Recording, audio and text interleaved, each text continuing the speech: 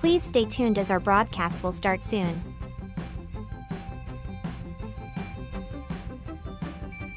Please remember to like, comment, and subscribe on our YouTube channel now. At Blind Community Thrift Store on YouTube, and more info about this radio reading service, Navalins, and the Blind Community Thrift Store at www.blindcommunitythriftstore.com. The Blind Community Thrift Store radio reading service will begin shortly. We will be reading local news from around the Southwest Missouri area, Monday through Friday, 10 a.m. to 12 p.m. on YouTube, KSMU, and on the Audio Reader Network at Kansas University. For more information, please visit us at www.blindcommunitythriftstore.com. Please stay tuned as our broadcast will start soon.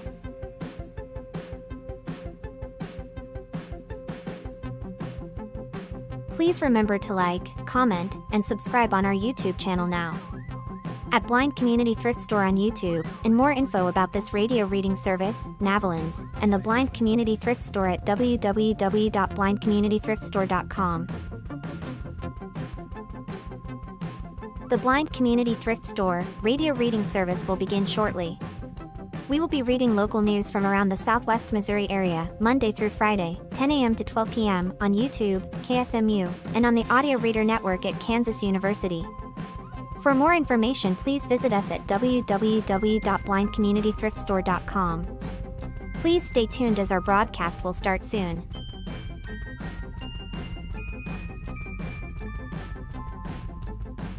Please remember to like, comment, and subscribe on our YouTube channel now. At Blind Community Thrift Store on YouTube, and more info about this radio reading service, Navalins, and the Blind Community Thrift Store at www.blindcommunitythriftstore.com. The Blind Community Thrift Store radio reading service will begin shortly. We will be reading local news from around the Southwest Missouri area, Monday through Friday, 10 a.m. to 12 p.m. on YouTube, KSMU, and on the Audio Reader Network at Kansas University. For more information, please visit us at www.blindcommunitythriftstore.com. Please stay tuned as our broadcast will start soon.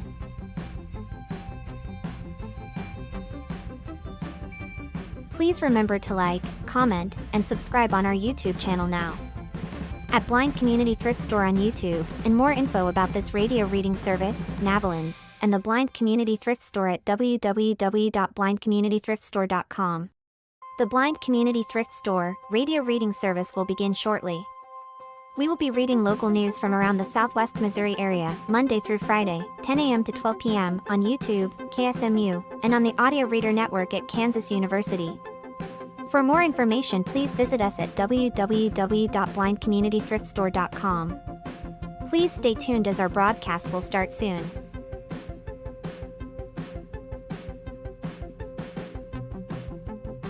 Please remember to like, comment, and subscribe on our YouTube channel now. At Blind Community Thrift Store on YouTube, and more info about this radio reading service, Navalins, and the Blind Community Thrift Store at www.blindcommunitythriftstore.com. Even back when I was a kid, I wasn't this tired. You're also a different person now, and you do different things, so it affects you differently. I feel like an old lady. Well, you are 22. I promise you're not old. Even 60 isn't old. That is a very different topic. The time is 10 a.m. Because I know a lot of people like that. Sure. It's nice. Thank you for tuning in to the Blind Community Thrift Store radio reading service. My name is Savannah, and I'm here with Madison. Hey. We invite you to listen to our broadcast both live and on demand.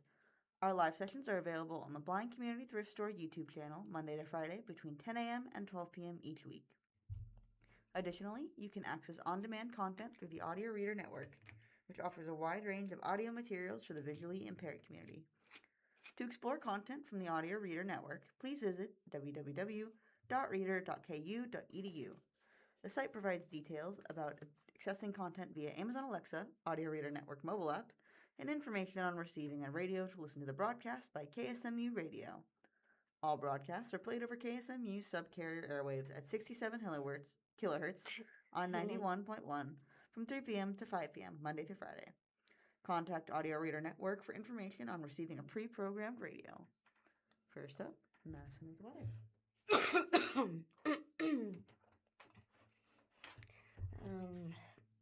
Thank you, Savannah.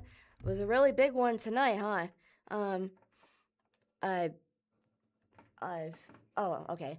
First article is Ozarks First. Is from Ozarks First. Rain and storms persist today. Flooding possible. And this is by Tom Schmidt. Mm-hmm. Yeah. Off and on rain and storms will linger throughout today, as mentioned before. Not a washout, but rain at times will be heavy and could lead to localized flooding. Otherwise, we'll find a north wind developing this morning, with temperatures in the upper 70s this afternoon. Rain gradually ends this evening. Now, there's a two-panel picture of most accurate forecast with the panel saying the phrases morning planner and today. The one that says morning planner has weather, not selections, but like a timeline of what the weather's going to be. So, for example, at 7 a.m., it'll be 71 with a little bit of sunshine peeking out of the clouds, but it'll be heavy rain. 9 a.m. is scattered rain, with 72 being the highest degree. 11 a.m., it's fully cloudy with more scattered rain, with it being in the high of 74s. 75 is 1 p.m. with more scattered rain, and 3 p.m. is a scattered rain and a degree of 76. Or 76, not 67, 76. And the next picture panel that says most accurate forecast today shows what? It's okay. Shows the majority of Missouri in the green zone as it indicates rain, right? It shows the southwest corner in the green zone, which does indicate rain first, yes. With the majority of the temperatures being in the upper 70s and 80s in Missouri, right? Tonight it says the upper temperatures are going to be in the upper 50s and 60s, or lower 60s. Yeah. With the majority of the weather being partly cloudy, because partly sunny is more sun, right? Yes, that's also for tonight, so it wouldn't be sunny. Oh, yeah. Some rain may linger tonight in North Arkansas. Wait, what did I say? Did I say it right, Arkansas? Mm-hmm. Okay. Arkansas, in northern Arkansas into Friday morning. Nothing more than passing showers, but it won't necessarily be a clear morning on Friday south of the Missouri state line. You did mention before, tonight temperatures will be in the lower 50s and 60s, with the bottom of Springfield mostly getting rain. Mm-hmm. And tomorrow, we're going to be seeing temperatures of sunshine in the upper 80s or low 80s. That is the low 80s. Yes, it's under 85. Yes, as mentioned before, Friday afternoon will feature clearing skies with temperatures landing in the low 80s. Overall, not a bad day to finish the week. Friday evening will be mild for mid-June temperatures. Friday evening will be mild for mid-June with temperatures steadily falling into the mid-60s overnight under mostly clear skies. The article contains a photograph of a panel of. It'll help here. Which one are we looking at? There's 3 on the screen. So I was gonna say what I said and what I'm looking at is we're describing this one. because I said Friday evening will be mild for mid-June with temperatures steadily falling into the mid-60s overnight under mostly clear skies. So There's a panel representing this exact sentence okay, all right. visually. All right. Thank you. All right. Continuing. The weekend will come with additional rain chances, especially Sunday into Monday. Saturday will likely start dry before isolated showers and storms become possible in the afternoon/evening. The article continues with 2 more picture panels with the weather in question.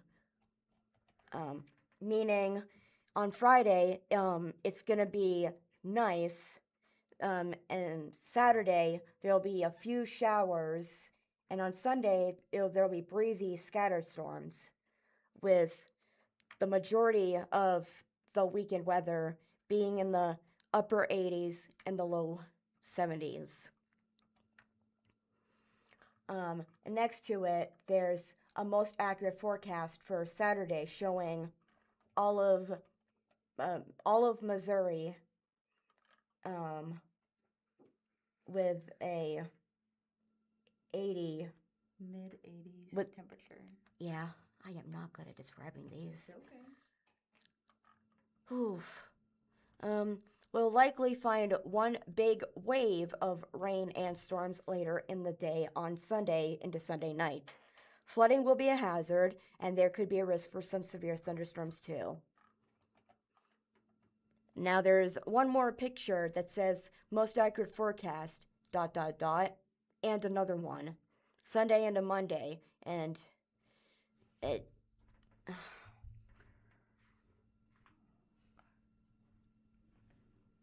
I know what I'm looking at. It's just It's okay. So the forecast shows what has been described over the article, with the rain centering on the southern side of Missouri, and a cold front moving downwards through it, as well as low temperatures following through, rain following afterwards, and the rain moving both down and towards the east, towards Chicago. However, fortunately, quieter weather will move back in early next week. Temperature and humidity levels look lower, too. The pattern will remain unsettled though with additional showers and thunderstorm chances during the week. Here you go. It's all yours. All right. From the Springfield Daily Citizen. Ozark Tech considers asking for a tax increase in April 2027. Board of Trustees has a January deadline to decide whether to ask for a higher property tax in the April 2027 election. By Joe Hadsall.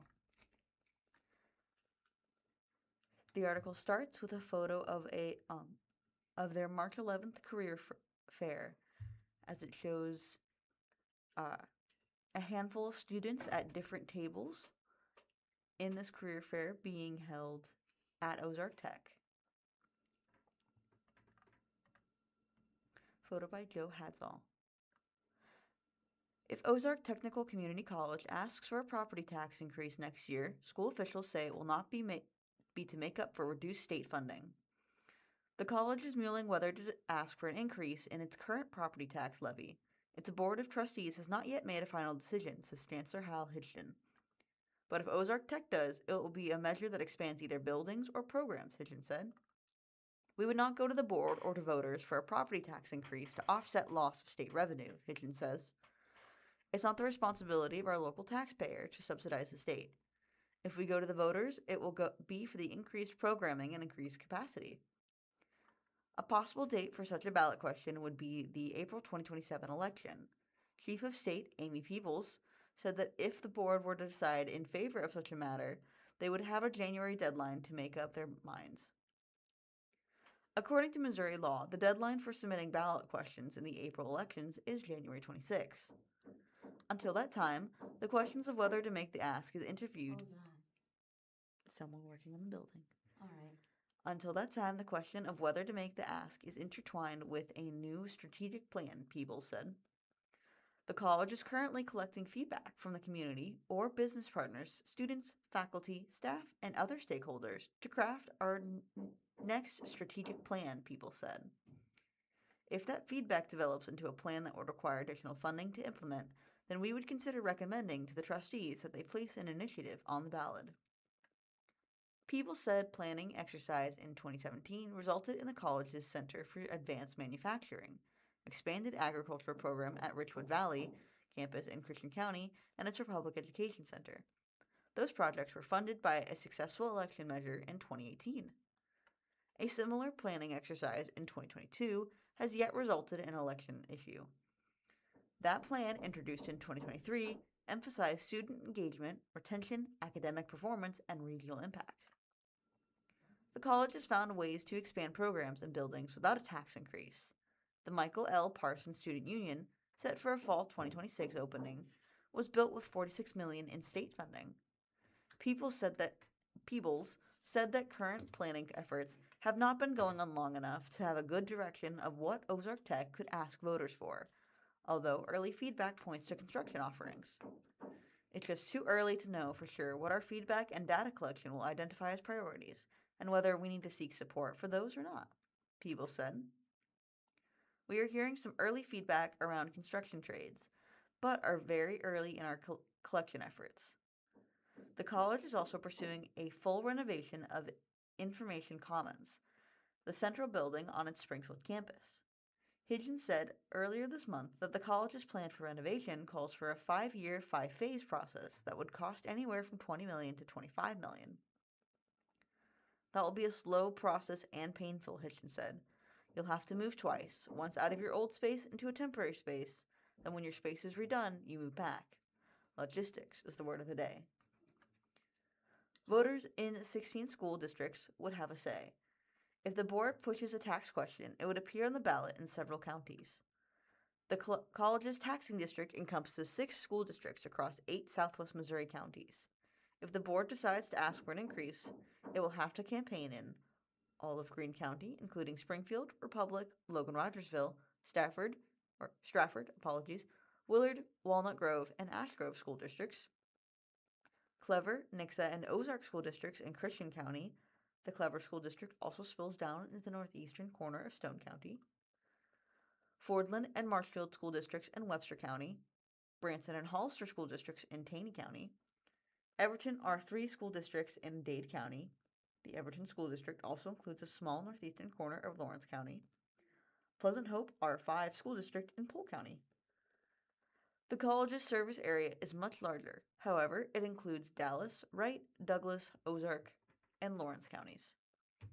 That list also includes Laclede and Pulaski counties, where the college has classroom buildings. The biggest source of income for the college is tuition and fees. Students who live outside of its tax district pay higher tuition and fees than those within the tax district. Residents across the college's taxing district pay $17.73 per 100 of assessed valuation. That levy is expected to increase about $19.5 million of a more than $116 million budget for the 2026-2027 school year. And that is the end of that article. Would you like to read the next one? Yeah.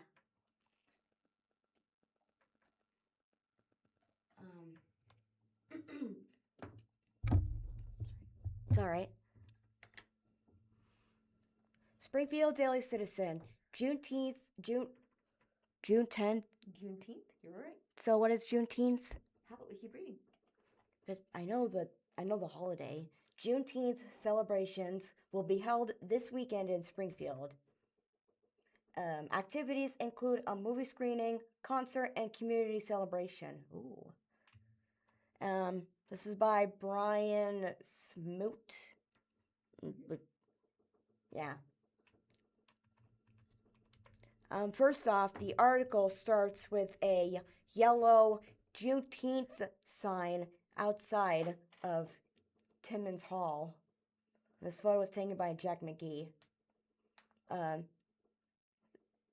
sign in question is just the words Juneteenth in yellow words, or yellow lettering. And in the background, there's a, like a stone pebbled house. Yep, Timmins Hall. Oh, yeah. It's sunny, the grass is all cut. There's a white car in the background. That's pretty much all there is in the, yeah. Anyway, on January 1st of 1863, at the stroke of midnight, every enslaved person throughout the Confederate States of America was declared legally free. It wasn't until June 19th of 1865, however, that enslaved people within remaining Confederate territory in Galveston Bay, Texas, were freed via an executive decree, and 2,000 Union troops, including many black soldiers, I am so sorry, to back it up.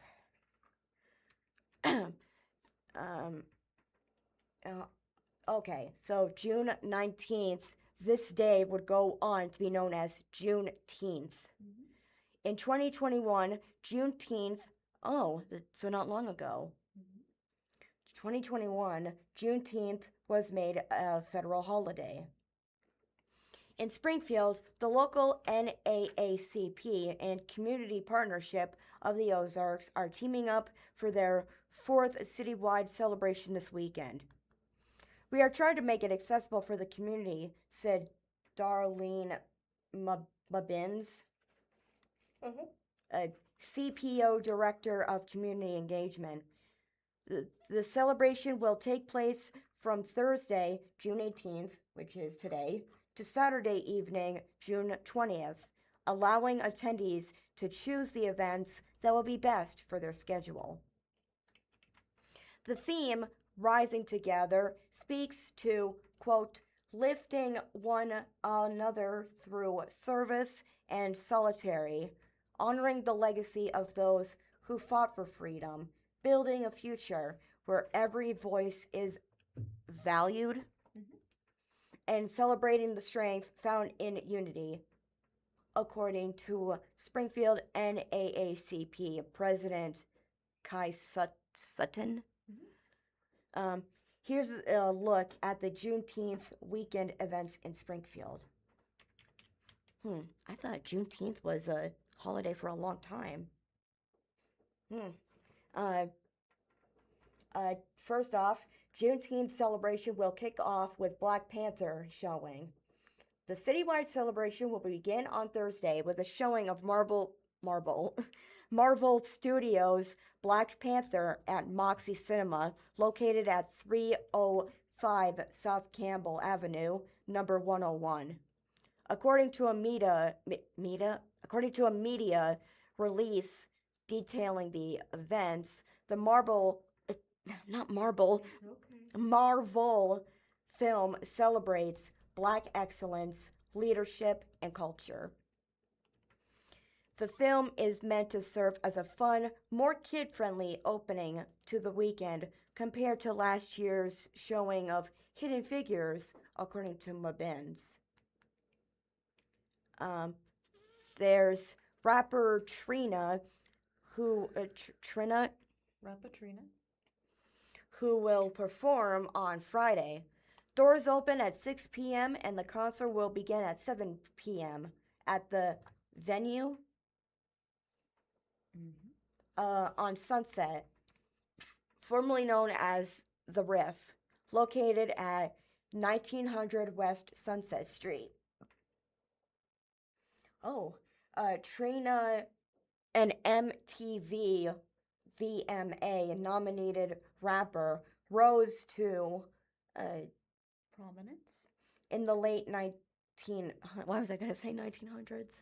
I meant to say in the late 1990s, and will be the featured artist for the event. Tickets online are $25 and will be $30 at the door. According to Mabins, the musical artists who are selected every year are meant to provide a diverse musical experience. Last year, Kiki Wyatt, a soul singer, was the headliner. Other previous artists at Juneteenth celebrations have been rap group. Is that a typo? No. Other previous artists at Juneteenth celebrations have been rap group Nappy Roots, rapper Paul Wall, and hip hop duo the Yin Yang Twins. There will also be a community celebration that will be held at the Expo Center on Saturday. The celebration located at 635, not 3, it's 635. 635. Okay. 635 East St. Louis Street. It will include a variety of activities and vendors, and is free to the public. Attendees can expect bounce houses, popcorn, balloon animals, and more. There will be also presentations from noon to 4 p.m. from various speakers, including poetry and cultural performances? Yeah. Expect community empowerment, Sutton said. The event will be emphasizing that progress is a shared responsibility and that our community rises higher as we rise together. The 2026 NAACP Scholarship will also be announced at the celebration, alongside the presentation of the 2026 NAACP Black Excellence Award. Finally, the celebration will be rounded out by the Mosaic Arts Collective at Silver Springs Park. Mosaic. What did I say earlier? Mosaic. I meant to say Mosaic Arts Collective at Silver Springs Park. It's where a free concert will be held in the pavilion of Silver Springs Park, featuring familiar tunes from musicals and more. Over 20 performances will take the stage in group, duet, and solo capacities. I got it, capacities.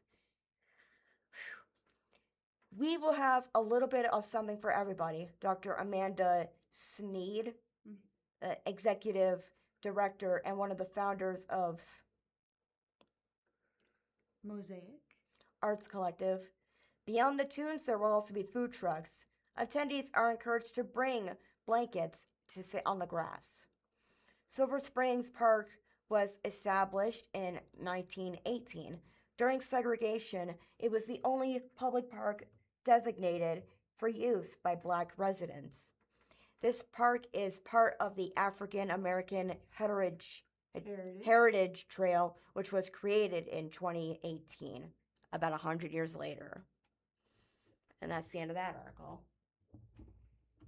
I thought Juneteenth was a holiday for a long time. Nope. Turns out I was wrong. From the Springfield News-Leader, Marco Dennis, sentenced in federal court, receives credit for jail time. This article is written by Marta Miez. The former owner of Plaza Towers has been sentenced in federal court for charges he pleaded guilty to in December, but is likely to be released soon due to time already served. Marco Dennis has remained in jail for almost 2 years after initially being arrested on 4 felony counts filed by local prosecutors and later charged in federal court. In December, Dennis took a plea deal in the federal case, admitting to filing a false tax return and possessing a firearm after being convicted of a misdemeanor domestic violence. During the local investigation, Dennis was found to be in possession of several firearms. He has previously been convicted of a misdemeanor domestic assault. The Federal Gun Control Act of 1968 was amended in 1996 to ban the possession of firearms by individuals convicted of misdemeanor crimes of domestic violence. On Monday, June 15th, he was sentenced to serve 20 months on both counts to run concurrently.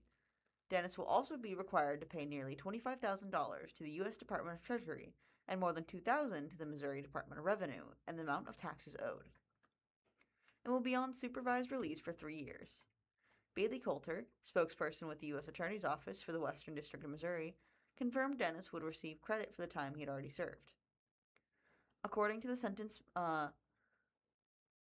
memorandum filed by the U.S. Attorney's Office, the guidelines range in this case is 27 to 33 months imprisonment.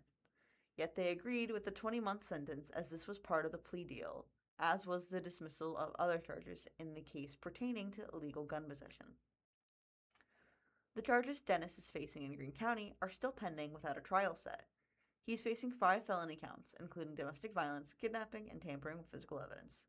While he had posted bond in the local case, he had been held at the Phelps County Jail on the federal charges since 2024. Since he will receive credit for the time already served, which exceeds his 20-month sentence, Dennis is likely to be released soon. As of Wednesday, June 17th, he was still listed among the Phelps County inmates. Dennis owned Plaza Towers at the corners of Glenstone Avenue and Sunshine Street, under Springfield Property LLC. The property was sold in a foreclosure sale for $13.3 million last year. And that is the end of that article.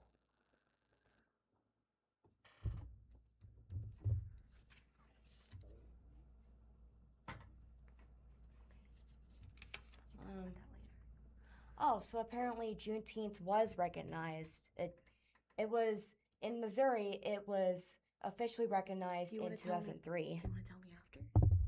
Oh, I'm just saying because I do remember Juneteenth being a holiday. That's awesome. Do you want to tell me after? Yeah. Do you not want to read them? No, not actually. No, not really.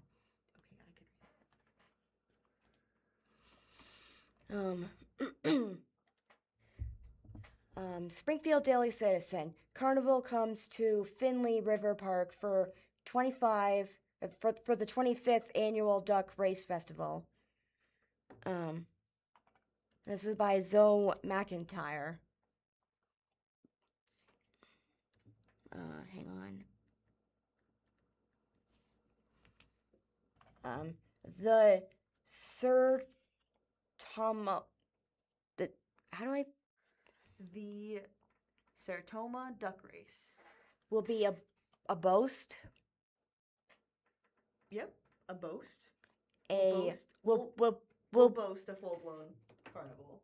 Okay, at Ozarks Finley River Park, located at 891-961 North Riverside Road. Oh, I tried to say that in one breath. All right, from June 18th to June 20th. In celebration of the festival's 25th year, said organizer Bradley Jackson, Christian County's Eastern Commissioner. The focal point of the event has always been a rubber duck race on the Finley River. Participants purchase racing ducks for a chance to win a new truck, and the festival's proceeds benefit several Christian County nonprofits. But over the years, the draw of the duck race has grown beyond floating fowls. I got recruited down to volunteer at the very first duck race, Jackson said. It was overwhelming by today's standards. Over 120 craft vendors and about 30 food vendors have signed up to be part of the festival this year, Jackson said. The event will include a 5K duck waddle, hot air balloon display, beer garden, a pie eating contest, fireworks, and more. The 2-day festival in 2025 drew an estimated 20,000 people each day and raised over 100,000 Yes, yes, ma'am. for local charities. Every year we kind of set a new record. Every year we try to think of something to add to the event or change something to make it better. And a lot of people have built a tradition coming to the event and spending time with their family, Jackson said. The article shows a know before you go list, but on top shows 2 rides. One being a Ferris wheel next to a slide. Not a regular slide, a slide where you go on the mats and you slide down and you kind of jump up in the air. And the ride next to that is, I don't know the official ride name. It's known as the Zipper. Oh yeah, the Zipper, the ride that takes you upside down. I don't like that ride. It's okay. You don't have to go on. I know. Okay, so it is called the Zipper. All right. I thought it was just a name I made up. No, it's okay. Keep going. Anyway, here's the know before you go list. Most activities are scheduled Friday and Saturday, June 19th and June 20th. Find a full festival Itinerary. online. Parking. Visitors can park at Finley River Park or park and walk from the Ozark Career Center or Ozark Senior Center. Parking is also available at Ozarks Junior High and High School with shuttle buses.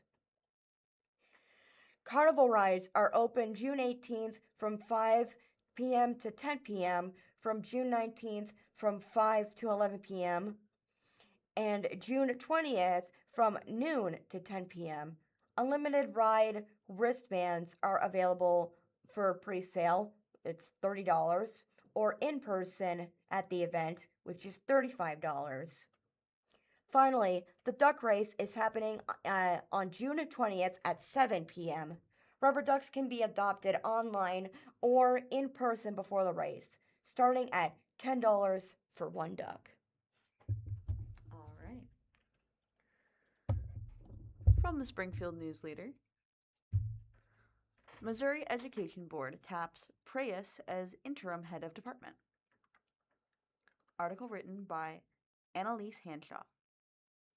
The Missouri State Board of Education on Monday, June 15th, named educational consultant Stacy Prius as the state's interim commissioner, putting a former department official and legislative researcher in charge as the agency navigates a leadership shakeup and a set of major policy changes ordered by Gov. Mike Kehoe. Prius told The Independent that she does not plan to apply for the permanent position, but is committed to helping them through the transition. The board also launched a nationwide search for a long-term commissioner and is assembling an advisory committee to help guide the process. Board President Brooks Miller told The Independent the search is likely to take months. We may have somebody right away that just fits the whole bill, and certainly we're going to look at anybody that does, he said. But we also have to do our evaluation of what our needs are, what kind of person we need to hire to fill those needs. The article is broken up by a sign that says Missouri Department of Elementary and Secondary Education. It has the Missouri flag right next to it, as well as a artistic representation of a lit torch next to these words. Photo provided by Annalise Hanshaw. Miller said the board does not have a short list of candidates and is starting from scratch. We may have somebody right away that fits the whole bill, and certainly we're going to look at anybody that does, he said. Apologies, they put that quote in twice, back to back. But we will also have to do our evaluation of what our needs are and what kind of person we need to hire to fill those needs. One name already circulating in education and political circles is Senate President Pro Tem Cindy O'Loughlin, a Shelbina Republican and former chairwoman of the Senate Education Committee. At the event in Macon, O'Loughlin hinted at interest in the job. I am always available if the education establishment wants to take advantage of my willingness to work with them to make education better, O'Loughlin said. Her Senate biography cites her experience as a school bus driver, an administrator at a local Christian county, and as a member of her local school board. School state requires the Commissioner of Education to possess an educational attainment and breadth of experience in the administration of public education. O'Loughlin acknowledged Friday, June 12th, that she may not fit what some board's members are looking for. Some people would be looking for someone a little more status quo for a position like this, she said. For now, Miller said, Prius is a good fit to help the board in the interim. Prius takes over after former Commissioner Carla Esslinger retired in May, just 2 years into the job with only a couple of weeks' notice to the board. 2 days later, Kelly Jones, then Deputy Commissioner of Learning Services, announced she would retire at the end of May. The article is broken up by a photo of Stacey Prius as she has brown hair, faces the camera in a portrait-style photo, wears a blue blazer and a blue necklace. Provided by the Missouri Independent. Mary Schrag, who had served as president of the State Board of Education for a year, resigned June 2nd, making way for 2 new board appointees the following day. Schrag was already serving on an expired term, but her departure left the board with just 2 appointees from former Gov. Mike Parsons. While the state board hires the commissioner, Kehoe has significant influences over the process, having appointed 6 of its members. He has also signaled that he wants the Department of Elementary and Secondary Education to be more open to school choice policies. We are a friend of public education, but it doesn't have to be an either-or, he said in a press conference in May. There can be options out there for parents to choose from. He said he hopes that the next education commissioner shares that view.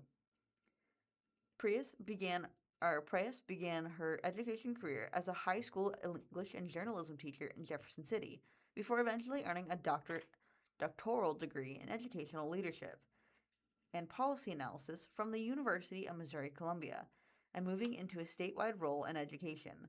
From 2008 to 2014, Prius worked as the executive director of the state legislative's Joint Committee on Education, leading research into how the state's public schools were performing and teacher pay. She joined the Department of Elementary and Secondary Education in 2014, starting as the Assistant Commissioner of Early and Extended Learning before working as the Deputy Commissioner of Learning Services for over 4 years. In 2019, Prius became the Director of Policy at St. Louis University's educational think tank, the Prime Center, before launching Prius Consulting, LLC. Her clients include Prime, a workforce development advocacy group called Aligned, and the Department of Elementary and Secondary Education, which had a contract with her that ended a month early because of her selection as interim commissioner. Her research and advocacy work includes proposals bridging public education and movement towards giving families more options, such as charter schools and open enrollment policies allowing students to enroll in neighboring schools. The State Board of Education has been showing interest in growing options outside of traditional neighborhood public schools. Board members John Otto from Kansas City and Carrie Casey at Chesterfield have held leadership positions on charter school boards prior to their appointments. And in December, the board approved a slate of legislative priorities that signaled support for legislation on voluntary public school open enrollment. The department's change in leadership comes as major parts of its work are being reimagined. For the past year, a task force has been crafting a new formula to decide how state aid is distributed to the public schools. Its recommendations are due to the governor December 1st. Kehoe has asked the department in an executive order at the beginning of the year to create a plan to grade public schools on an A through F scale based largely on standardized test performance with a July 1st deadline. Prius will be at the helm as the department implements the A through F system and will continue advancing department priorities, a spokesperson said in the statement. Missouri students, parents, and educators expect a department that is responsive, supportive, and relentlessly focused on excellence, Prius said. I am honored to serve and will work closely with the state board, the dedicated team at DESE, and our partners to drive innovation, strengthen outcomes, and continue the progress for Missouri's children. And that is all for that article. A to F, you mean grades, right? That is what it's referring to, yes. Yeah, did you know they used to grade papers with the letter E? Yeah, I don't think that's relevant for right now, though. Yeah. They don't do it anymore, though. It's okay. How about we write those comments down next time? Yeah, sorry. It's okay. Next article, yes, from Springfield Daily Citizen. This one's about public order and safety. Testimony reveals possible motive in fatal shooting of 15-year-old Miles Young. The teenager who admitted to setting up Miles Young the night he was killed said she wanted revenge for Young's possible involvement in the death of 14-year-old Jackie Strahl. And this article was by Jackie Rowald. Ruwald. Mm-hmm. I might have to have you for this one. I mean, I can read it, just not some of the names. It's okay. The article starts with, oh my, come on. A photo of Jeffrey Archaga As he's entering the Greene County,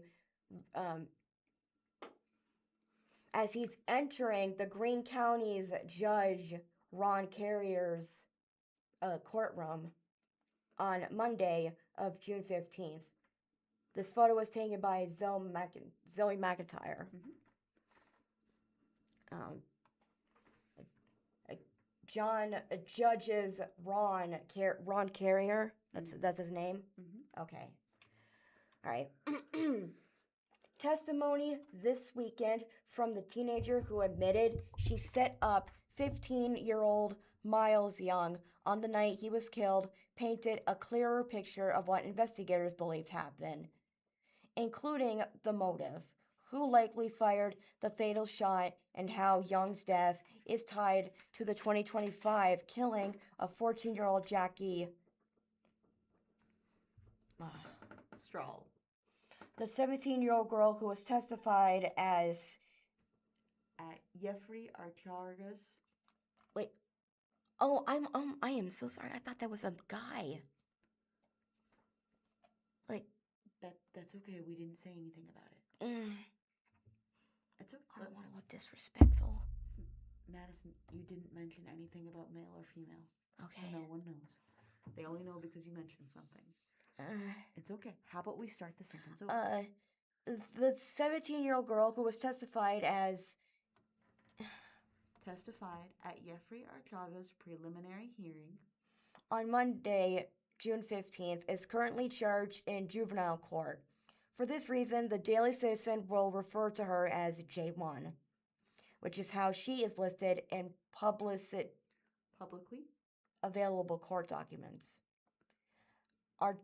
Archaga and Praise King, I got that part. Both 18 are charged with the Class A felony of first-degree murder and armed criminal action for their alleged roles in the fatal shooting of Young on March 12th of 2026, just southwest of the Springfield city limits. King waived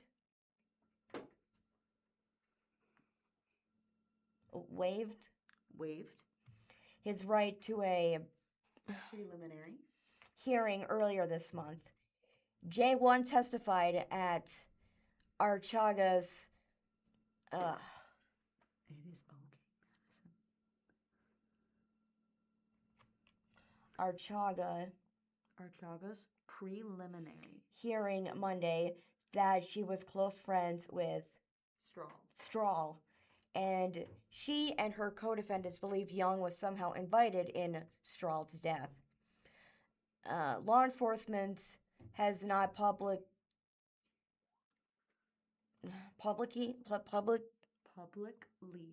law enforcement has not publicly released any information or evidence stating Young was Culpable? in Strahl's killing.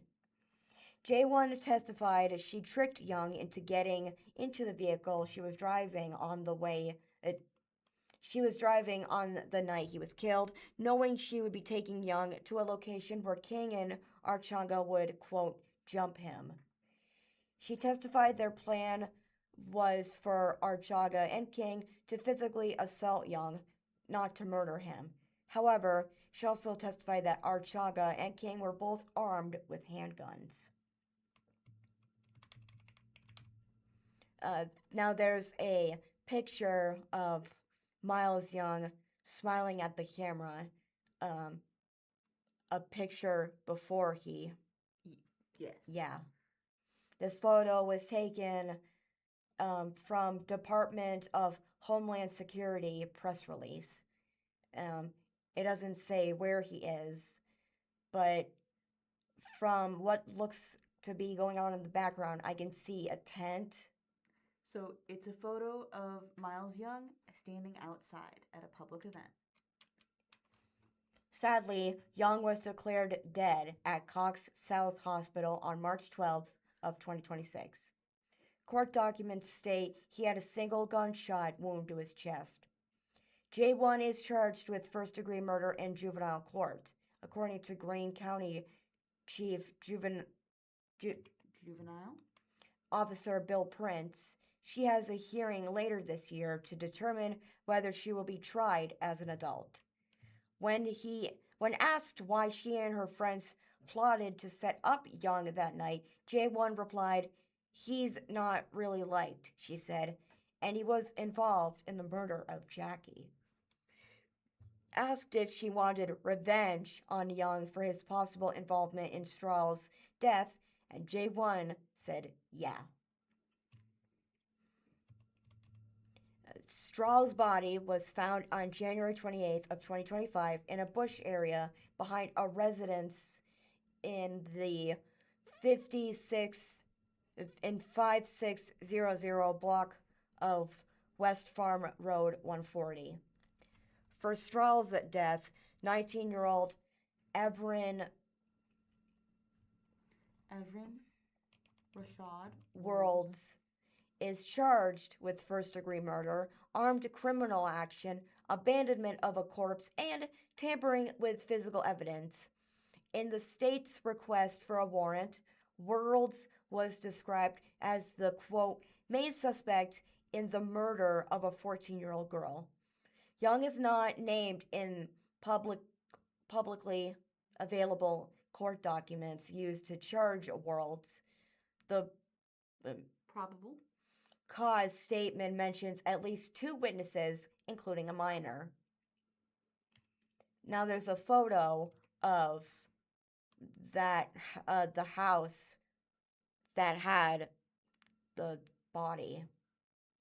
Right? There's a photo of a sheriff's deputy car outside of the 5600 block of West Farm Road residence house.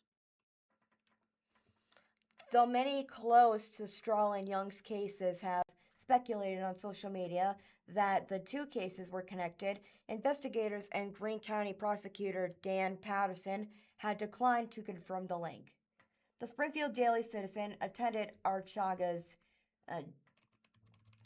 preliminary hearing on Monday, during which witnesses and attorneys confirmed the 2 cases were connected in that the co-defendants in Young's killing believed Young was involved in Strahl's death, and that is why they allegedly plotted to set him up.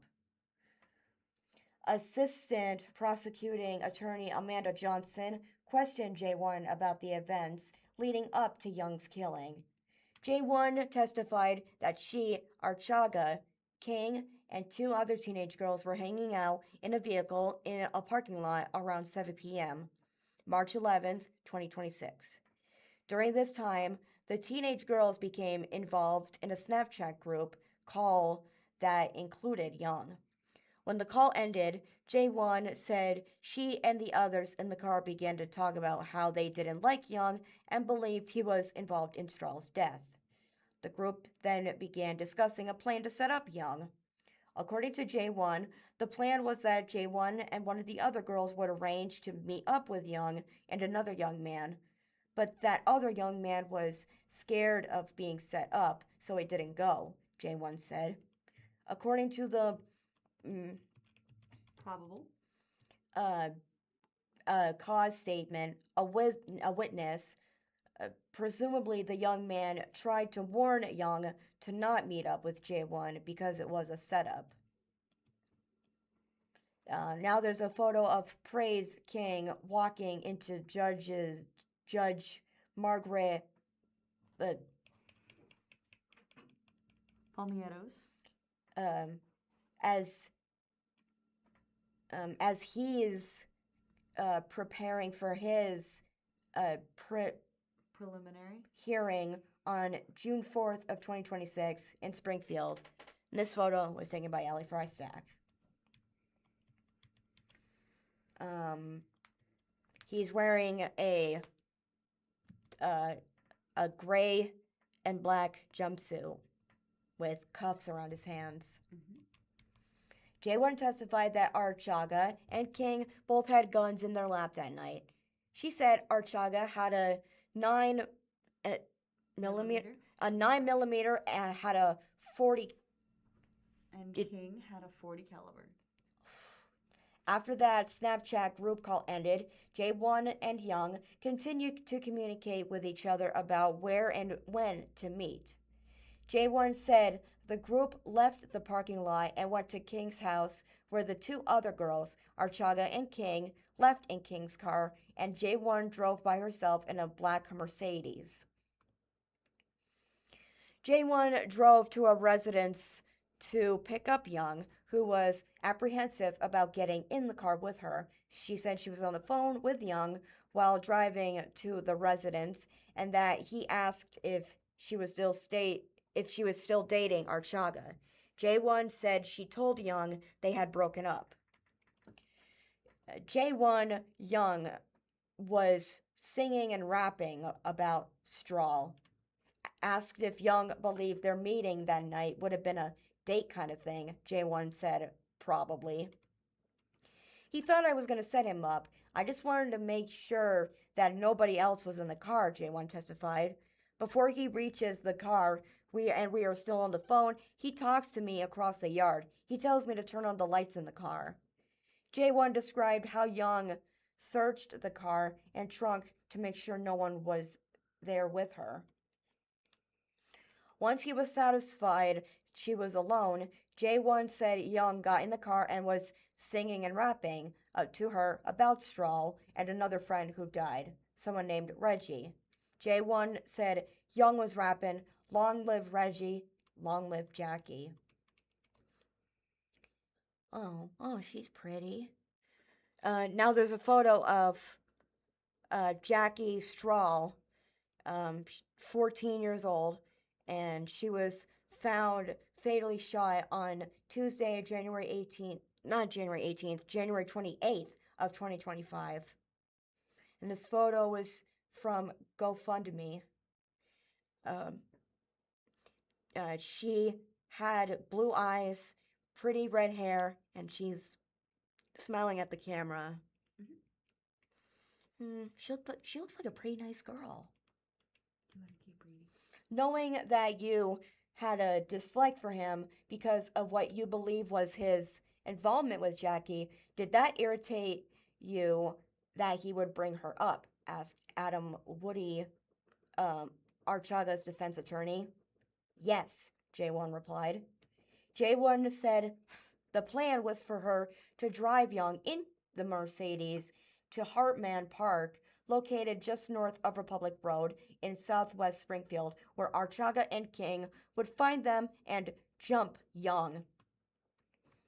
I was expecting to go to the park and just park, but then I didn't see them at the park, so I kept driving up Maplewood.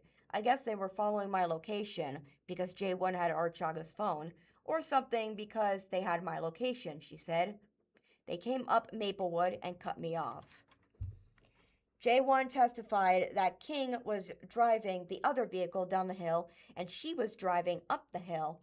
When King's vehicle approached hers, King turned his car sideways in the road and blocked her. At that point, Young realized he had been set up, got out of the car, and began running away, J1 testified. J1 also testified that King and Archaga started running after Young. Archaga caught up to Young first, J1 said, and kicked Young in the back of the kicked Young in the back or the back of the legs, knocking Young to the ground. There's a quote up top that says, "Everything was happening so fast." J1 testified that it was dark and that everything was happening so fast and that she couldn't see if King or Archaga had anything in their hands. She did say she heard a gunshot as she and the other two girls were getting into the black Mercedes. As the girls drove away, they heard two more gunshots. J1 said she and the other girls drove around for a while trying to figure out where to go next. She heard over the police scanner that Young was dead about an hour after the shooting. J1 said she slept in the car and connected with Archaga and King the following morning at a friend's house.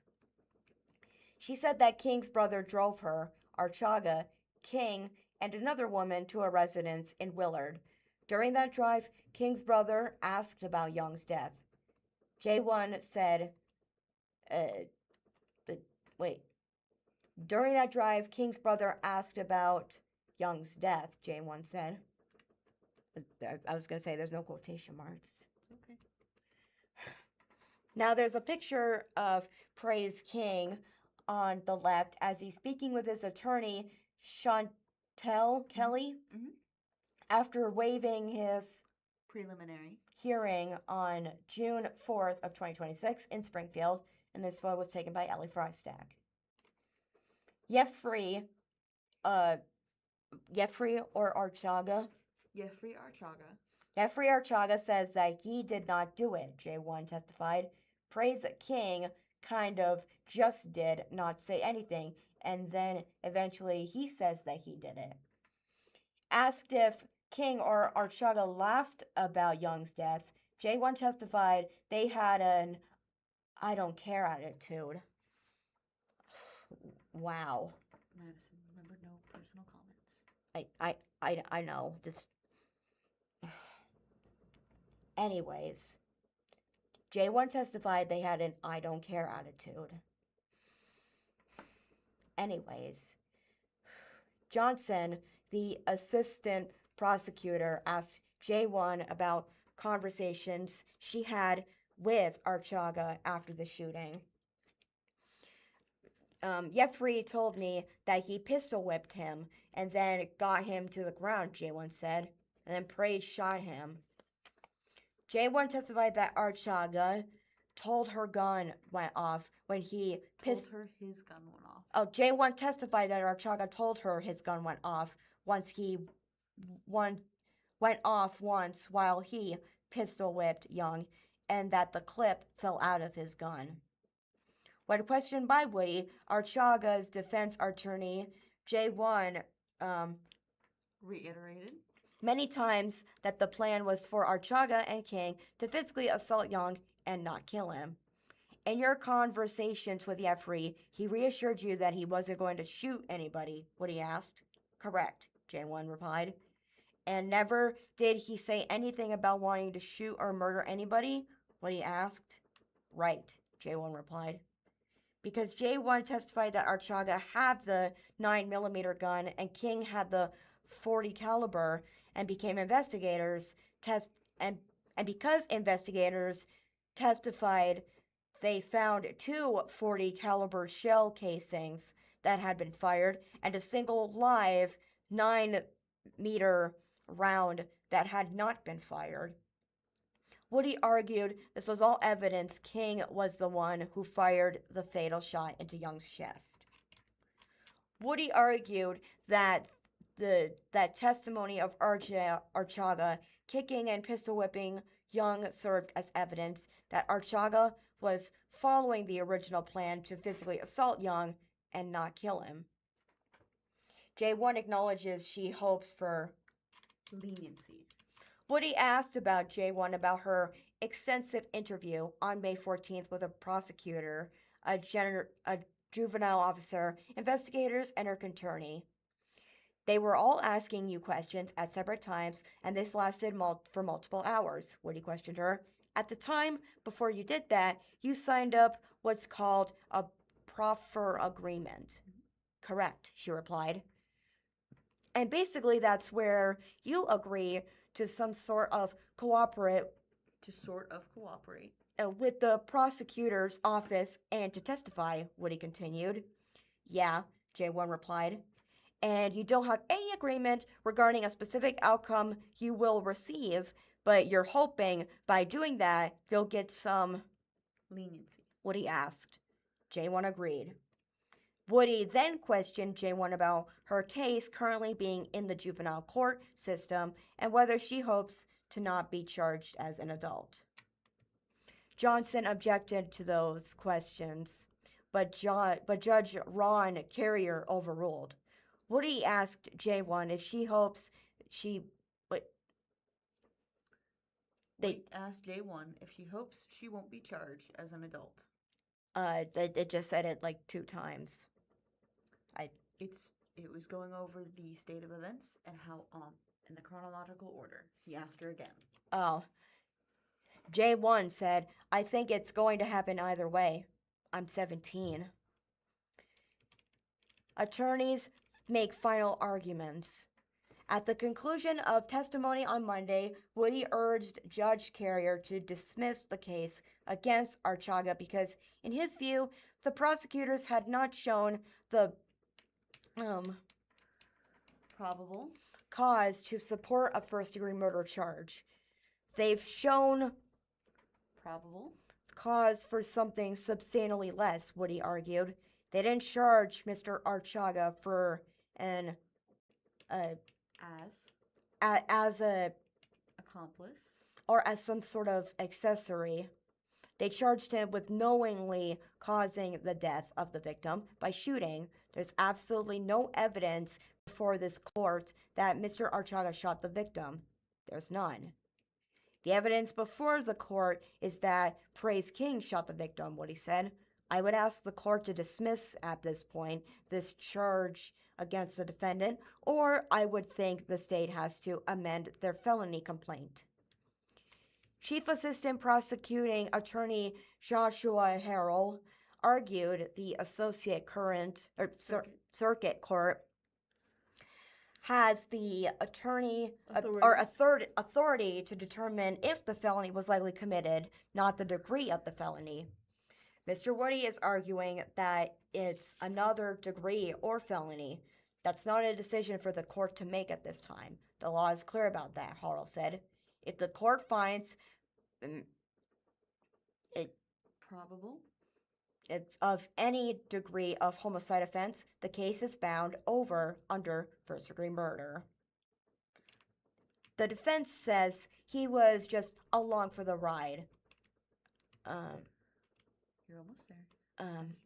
All right.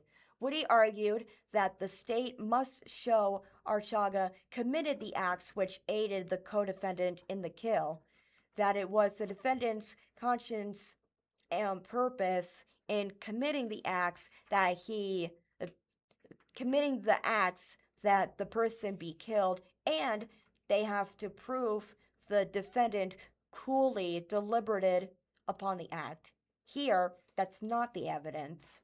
Woody then repeated his arguments that Archaga was physically assaulting Young when King, quote, came out of the blue down the hill and shot the kid in the chest. He's not even the one who had the problem with Miles. He didn't know anything about Jackie, Woody said, adding that it was King who was driving and cut off the vehicle J1 drove that night. Mr. Archaga was just there along for the ride. He didn't intend to kill anybody. A prosecutor says you don't bring a gun to jump someone. Johnson disagreed. The evidence of deliberation is pretty clear here, Johnson said. He wasn't just there. He went along with it. He planned it. They all planned it as a group. He goes to the scene with a loaded gun, gets out of the car, chases after someone, and is the first one to make physical contact with him, kicks Miles to the ground, pulls a loaded gun out, and hits him in the face. You don't just bring a gun to jump someone, Johnson said. You bring a gun to kill someone. In the end, Judge Carrier bound the case over for arrangement in circuit court, where a trial date will eventually be set. Archaga is set for an arrangement in Judge Jerry Hammerson's courtroom on June 26, and King is also set for one for an arrangement in Judge Hammerson's courtroom on July 10th.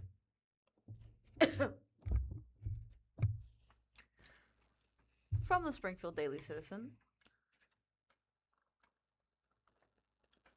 Springfield couple to open Casita de Meow, the city's first cat lounge.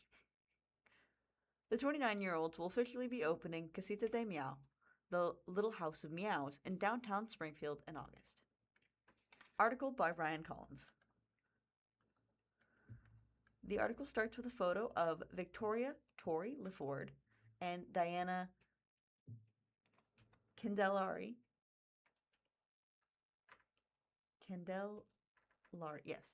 Laria, co-owners of Casita de Meow, hold up the original notebook where their business idea started on Wednesday, June 17th, 2026 in Springfield.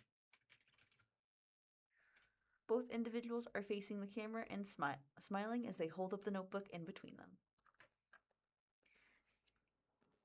In their relationship of just over 2 years, partners Victoria Tori LeFord and Diana Candellaria have rescued more than a handful of kittens from the streets of Springfield. In that process, their house is filled with more than their fair share of feline companions, and the Springfield couple have found a new calling in the process. They hope to provide a space for people to interact with cats and hopefully present a new avenue that will lead to more adoptions. The start of their relationship about 2 years ago marked the birth of Springfield's first cat lounge. The business just needed some time to accumulate. The 29-year-olds will officially be opening Casita de Meow, or Little House of Meows, in downtown Springfield in August. The cat lounge will be located at 210 South Market Avenue, Suite 132, and the same building that houses Mama G's kitchen. Casita de Meow will have a soft opening in August, with a grand opening celebration tentatively planned for the end of the month. The downtown space is bare, but the business owners are building out the interior ahead of opening. A festival will be held at the entrance to ensure the cats don't escape the building when customers walk in. Cat lounge. One day, hopefully, cat cafe. The space will be used as a cat lounge.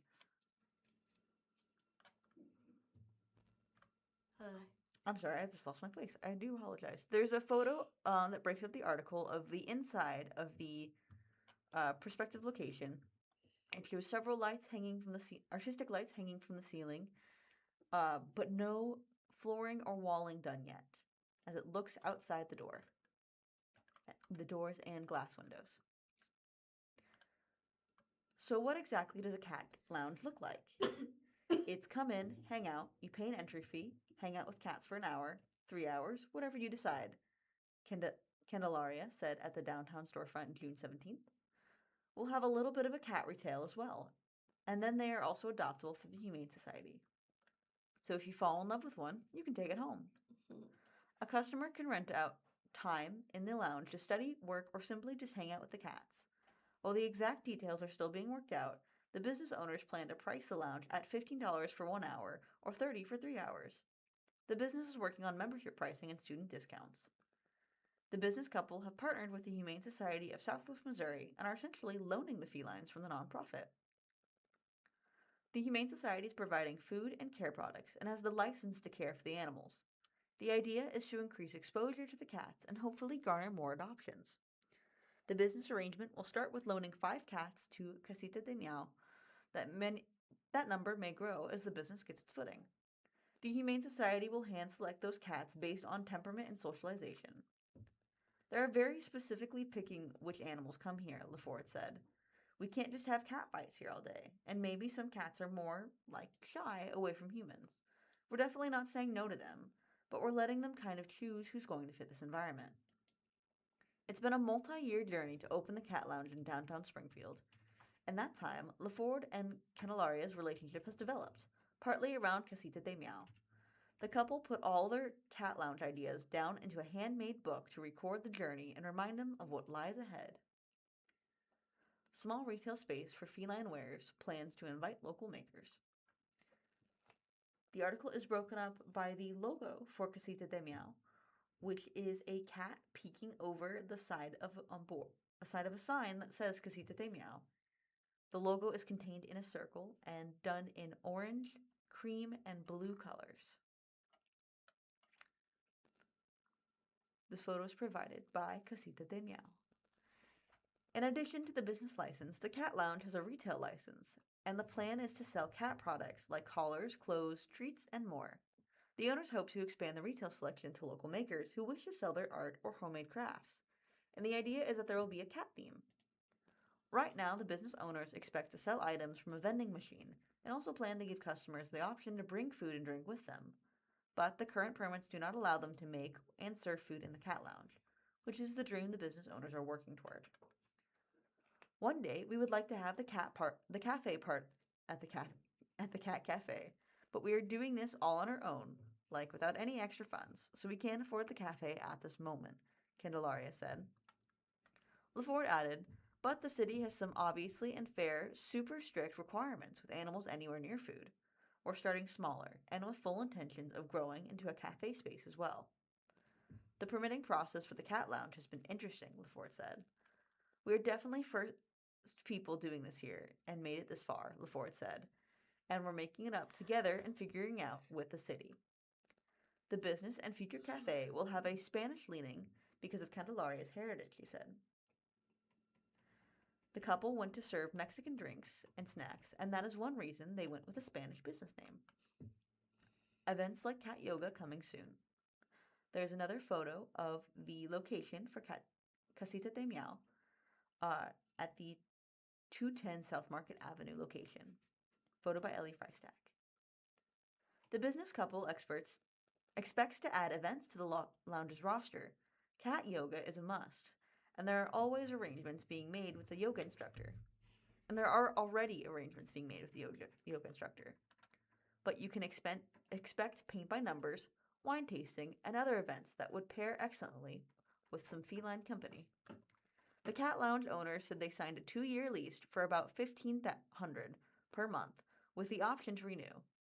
The total financial investment for Casita de Meow has been around $10,000 so far, Candelaria and LaFord said.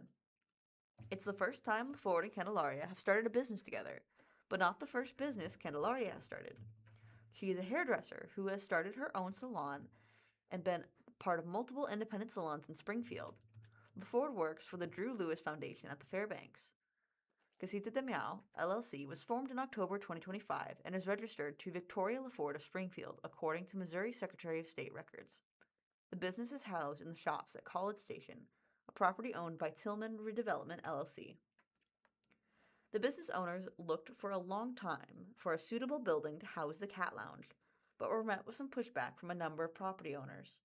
They eventually landed on the Tillman Redevelopment property because the company was willing to work with them to bring an asset like Casita de Meow to downtown, LaFord said. Downtown was the ideal location for the business, so it all worked out as it was supposed to, LaFord said. We fell in love in downtown Springfield. I don't know, it's like a part of our relationship too, LaFord said. So yeah, the Cat Lounge being born here, just makes total sense. We kind of wanted to hold out for it in any way. Then it worked out that way. And that is the end of that article.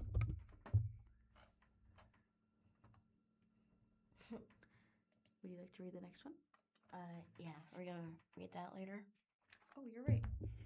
I was gonna say. We are broadcasting live from the Blind Community Thrift Store, the world's first retail store to use NaviLens to help navigate and inform blind and visually impaired individuals while shopping with little to no assistance. For more information, visit our website at www.blindcommunitythriftstore.com.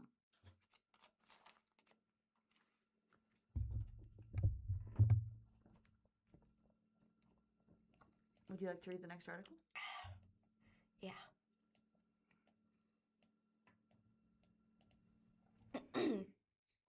Springfield News-Leader.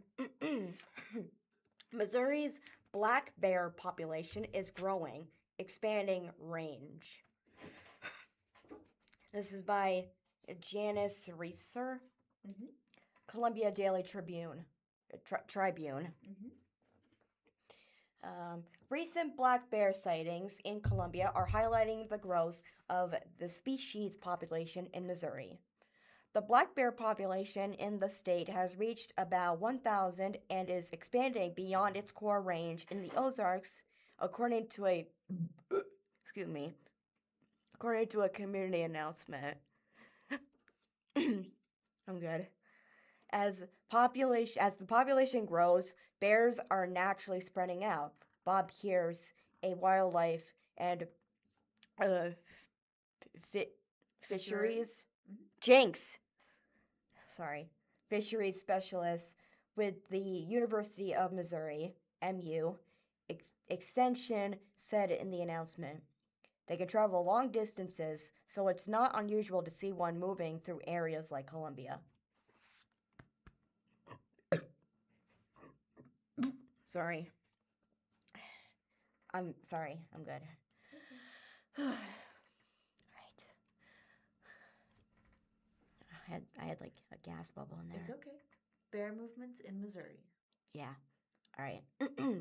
While most bears remain in southern Missouri, they can roam into agricultural suburbs and cities, especially as younger bears search for food and territory. Black bears are generally considered the least aggressive than grizzlies or brown bears. Wait, wouldn't grizzly bears be brown bears? How about you keep reading? But yes, black bears are considered less aggressive than grizzly bears or brown bears and even polar bears. Meaning black bears are the most likely to avoid people, according to the announcement. However, they can still be dangerous if they feel threatened or become accustomed to human food. In most cases, bears spotted in town are simply just passing through. What brings them into neighborhoods is usually easy access to food. Black bears rely heavily on their sense of smell and will seek out garbage, pet food, birdseed, and other calorie-rich sources. Once they begin feeding on human-related foods, they can lose their natural awareness. With that, you had it. You're okay. Of people. That's when you start to see repeat visits, Pierce said in the announcement. If there's nothing here for them to eat, most bears won't stick around. Here's how to stay safe around bears. Pierce said in the announcement that if you see a bear, the most important thing to do is to step away and keep your distance. Never approach a bear. Stay at least 100 yards away if possible. If you're inside a building or vehicle, remain in there. Residents can also reduce the chances of an encounter by removing attractions such as securing trash, pet food, and bird feeders, avoiding leaving food outdoors, and never intentionally feeding a bear. If you encounter a bear outdoors, give it space and back away slowly. Most bears will avoid people if they have a clear path to leave, according to the announcement. Keep pets under control, as dogs can also provoke a defensive reaction. Another way to stay safe from a bear is if it's... How about we only read the article? All right. But I'm sure you guys heard the quote. Let's just only read the article. Here's a conversation success with new challenges. A conservation success with new challenges. Black bears were once common in Missouri, but habitat loss and unrestricted hunting sharply reduced populations, and their numbers have been growing over the past several decades as forests recovered and populations expanded from neighboring states. Pierce said in the announcement that today's population growth is considered a conservation success, but it also means a more shared space between people and wildlife. Missouri is bear country again, Pierce said in the announcement. Seeing a bear can be surprising, but it doesn't have to be a problem if people understand how to respond. All right. From the Springfield Daily Citizen, crews respond to fire at West Sunshine Street Brahms Restaurant.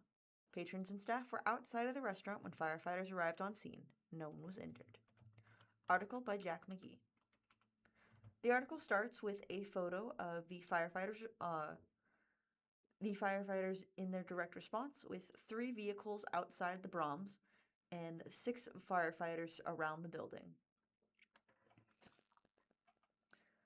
The photo was taken on June 17th and provided by Ryan Collins. On Wednesday afternoon, June 17th, firefighters battled a fire at the Brahms restaurant on West Sunshine Street near Fort Avenue. Nobody was injured in the fire, according to Ben Houston, Battalion Chief with the Springfield Fire Department. Around 5 p.m., SFD received a call about a possible fire at the Brahms at 1401 West Sunshine Street in Springfield. Crews found visible smoke and fire upon arriving on scene, Houston said, noting that patrons and staff were outside of the restaurant prior to their arrival. They were able to quickly locate and extinguish the fire with an offensive attack, Houston said. SDF will remain on scene to clean up hotspots and investigate the incident. Houston said that there was an extensive smoke damage, but limited fire damage. It will be closed down until they clean up, and a health inspector comes through there, he said.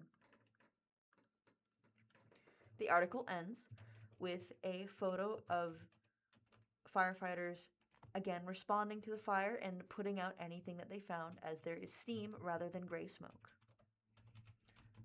And that is the end of that article. Madison, would you like to read the next one? Yeah. Now all of a sudden I want a bear. They look cute as babies. Well, we have to follow the safety standards, and maybe we should go right into the next article. I know. It's like with any other animal. Mm-hmm. Speaking of animals, next from Springfield News-Leader, it's peak ant season. Here's how to protect your home this summer. Wow, first bears and now ants. As summer temperatures ramp up in Missouri, so does ant activity in backyards and homes around the state. Although ants can thrive all year round, it's in the warmer months when they finally begin to move from their underground colonies up to the surface, at which point they may find a way into your home. Here's what to know about ant infestations and how to manage them in Missouri this summer. First off, a question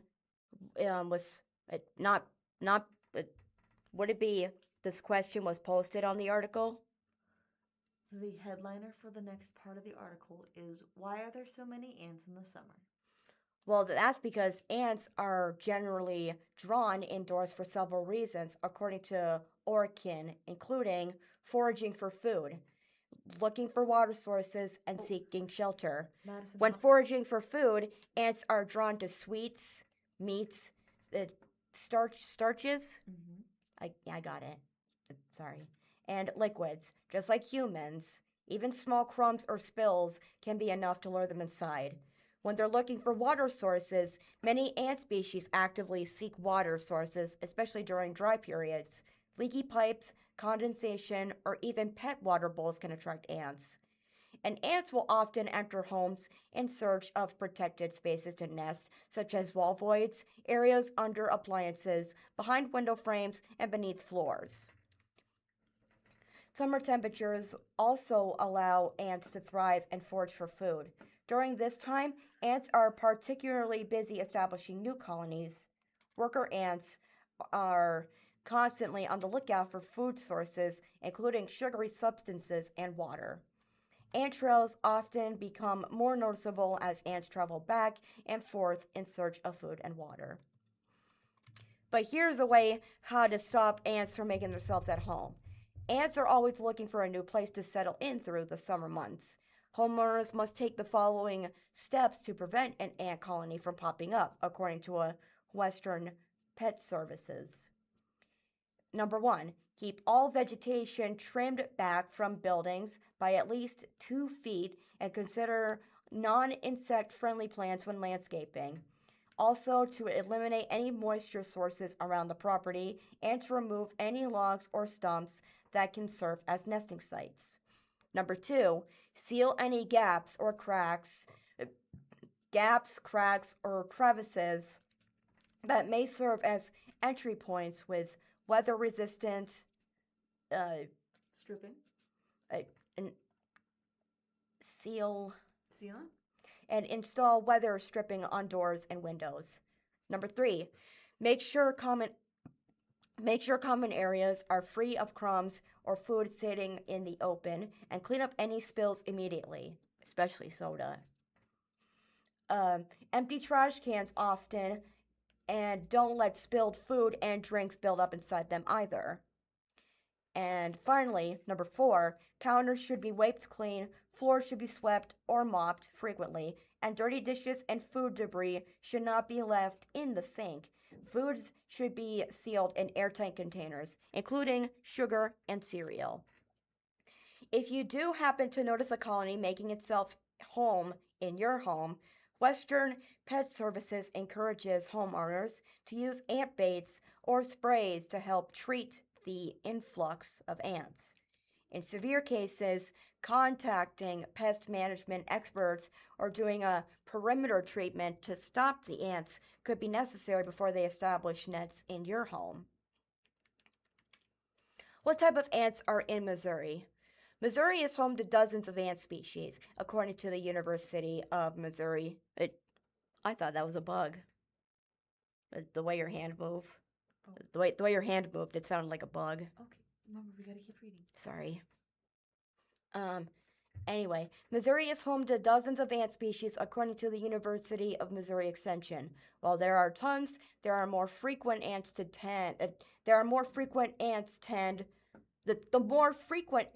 tend to be one of the 4 species. There's the Ozarks house ants, which are the most common home-infesting ant species in Missouri. These ants can find their way indoors in search of sweets like sugar or spilled soda. They forage for food day and night and are most frequent around kitchens and other moisture sources. They produce a strong, rotten coconut-like odor when crushed. There's acrobat ants. These ants have a heart-shaped abdomen, which they can carry above their bodies as if they were performing a balancing act. They are attracted to sweet and greasy foods. Worker ants readily enter buildings through cracks around windows and doors and other openings. Carpenter ants are the largest ants in Missouri, and carpenter ants not escape. Well, I guess you could call it escape. Evacuate. They evacuate tunnels and galleries in wood sources to create their nests. They typically nest in a damp or decaying wood and are often associated with moisture around homes, trees, and outbuildings. And finally, there's the pharaoh ant, considered one of the hardest ants to get rid of. These ants can be found nesting in homes and institutional buildings. I was going to say industrial. It's okay. Such as hospitals and schools. Pharaoh ants get their name from the belief that they were one of the ancient plagues of Egypt. Nice job. From the Springfield Business Journal, World Cup draws soccer faithful to C Street. Article written by Karen Crago. The article starts with a photo of 5 patrons sitting at a bar as they watch the game, all in different different poses of reaction, with someone with their hands on their head, someone with their head on the bar, someone just eating their food, and then 2 people clapping. Photo was taken on June 16th. Nearly all seats were filled at 8 p.m. Tuesday at Mumble's 1888 on Commercial Street, except for those moments when they weren't. Fans were up and cheering throughout the night as Lionel Messi, captain of the Argentinian team, pulled off a hat trick. That trio of goals propelled his team to a 3-0 win over Algeria in group stage play in the FIFA World Cup. Prior to the game, Mumble's 1888 general manager Bailey Turner wasn't sure what kind of crowd to expect late on a Tuesday in June. The business enjoys a boost from student customers when universities are in session, and Mondays and Tuesdays are statistically the slowest night of the week in the hospitality industry. It's okay. Don't open it for a little I bit. wasn't going to open it. I know, I'm just talking to myself too. Okay. In the hospitality industry. However, Turner said every game of the World Cup has brought out visitors, whether the kickoff has been at 11 a.m. or 11 p.m. People show up every match, even really late, he said. We stay open for them. Mumble's 1888 has been working to activate the east end of the Commercial Street Business District from its spot at 504 East Commercial Street, where it opened early in the morning, February 7th, to welcome fans of British Premier League soccer. The bar is the brainchild of Neil and Christina Chanter, who own Springfield Brewing Co. and Thai Ichide Day Distillery in downtown Springfield. It is Neil's love of soccer that led to the establishment of the soccer-themed pub on C Street. The street was activated in a big way Friday, June 12th, with a World Cup kickoff block party all day, both outside and inside of Mumble's 1888 and elsewhere in the district. The events include inflatables, games, live music, and tailgating, and Turner estimated a turnout of about 1,000 soccer fans to celebrate the start of World Cup play. The night culminated in the U.S. opener, a 4-1 win versus Paraguay. Another event. Justin Baylor, co-owner with his wife Karen of Eurasia Coffee and Tea LLC, helped plan the block party with Turner. Baylor said the block party was so popular that fans have asked for more. When the U.S. team takes on Australia at 2 p.m. this Friday, the party will continue, Beller said. He said Rawthorne Ace Hardware, Mumble's 1888 next-door neighbor, is offering a covered area in back of the store, a space typically used for storage, and until now filled with stuff, as an overflowing viewing area for World Cup play. It's a caged area that's covered from the sun, so you'll be able to see the screen, Beller said. We're setting up as Springfield's World Cup fan zone out there. Neighborhood people are helping to clear out the area, setting up a screen and hanging world flags for the next watch party, Beller said. A soccer fan who grew up in Vienna, Beller is here for it. Beller said that he was up until 1 a.m. Wednesday to see Austria vanquish Jordan 3-1 in group stage play. When Neil started coming around and saying he was going to open up a soccer pub across the street from us, I felt like that's the best business that could have gone there, he said.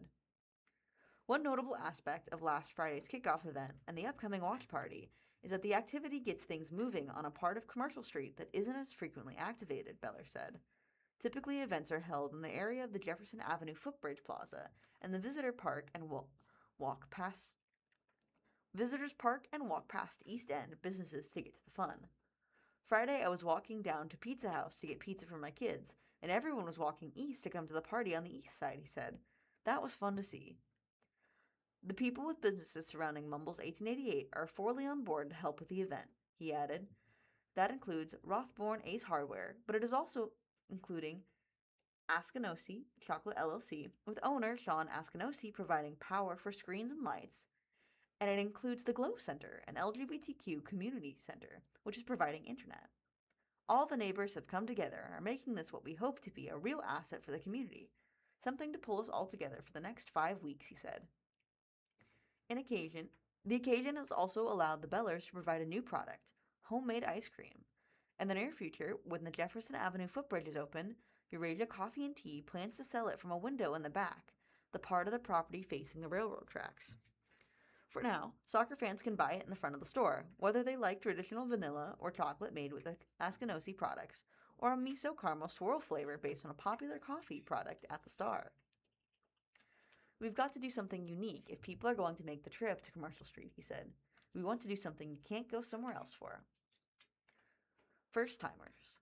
Last night's crowd at Mumbles 1888 also had a diverse group pulling together. Slightly quieter than the Argentinian fans was Fairheit Shakoch of Elkland, a first-timer at the establishment. Shakoch, who spent the first 28 years of his life in Algeria before moving to the U.S., said he had not been to the bar previously, but he was excited to find a place to watch the game. While the crowd howled when what looked like a first goal by Argentina was recalled, and again when what appeared to be a goal by Algeria was also recalled, Shakoch gave a couple of subtle fist bumps. Others in Mumbles 1888 also reported that they were the first timers in the bar and on C Street. Seated at the bar was a couple who were visiting from out of town and found a place to watch the game through an internet search. Ditto, a table of 4 women of mixed ages and from the town of Nevada to pick someone up from the airport and catching a game before going home. Jess Willis and Michelle Rollins were also at the bar for the first time. They said they were soccer fans who were excited to have a place to catch the World Cup action, but both said they would otherwise be home on a Tuesday night. I'd be watching Love Island, Rollins said. Willis counted Algeria as her local team, at least temporarily. She hails from Lawrence, Kansas, where Algeria is headquartered for the World Cup. Rollins said she was pleased to see a good turnout for the game. It's nice to see people interested in soccer, she said. You don't see that a lot. Turner said World Cup plays offer casual observers or non-fans a chance to get to know the beautiful game. Every match is exciting, he said. He added that the soccer is now the third most popular sport in the United States. This checks out with data from the Economist last year reported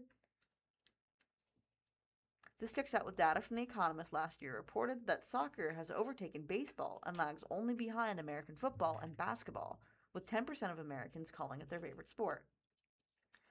I think it's going to keep climbing, Turner said. There's something unique about it. It's fun, and it's a team-heavy game to watch. It really draws people in, and the World Cup is going to help step that up to another level. Turner added that the bar is modeled in part after a St. Louis soccer ball called the Amsterdam Tavern. They opened their doors to us and told us what works and what doesn't, he said. Me and Neil are fans of the sport, and we knew a community of people was here, looking for somewhere to watch matches. Drawing soccer matches to Mumbles 1888 also draws new patrons to C Street, Turner noted. He said when people at Friday's block party were asked if they had visited the street before, at least 3 out of 4 said they either had never been there or hadn't been in a long time. We love that, he said. They get to see how cool our community is. And that is the end of that article. Madison, would you like to read the next one? Mm-hmm.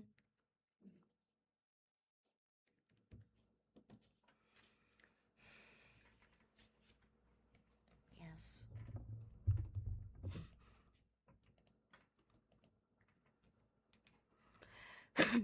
Springfield News-Leader. Springfield Little Theater reveals the 2026 to 27 season lineup. This was by Janice Reeser.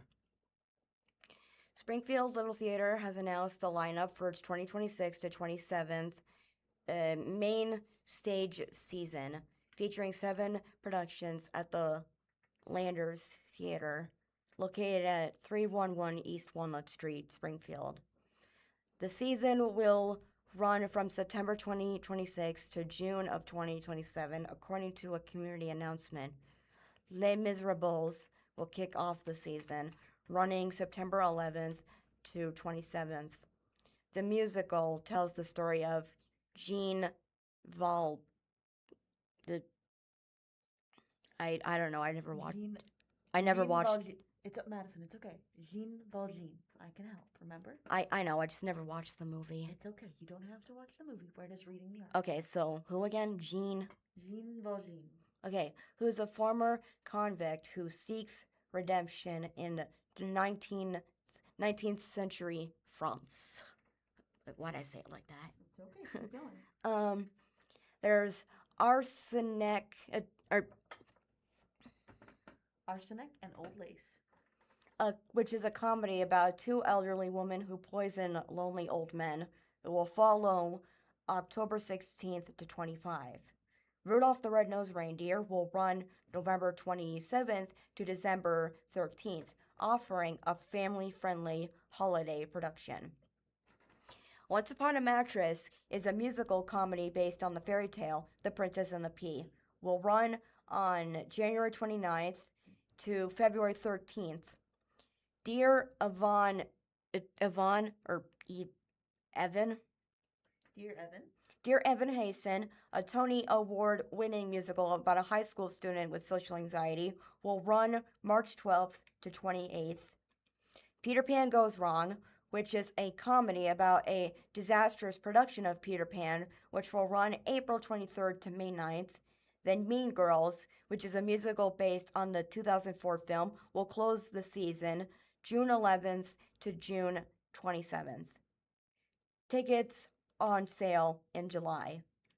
Emerald level sustaining memberships and Partron memberships went on sale June 12th, with season subscriptions available starting July 6th, according to the announcement.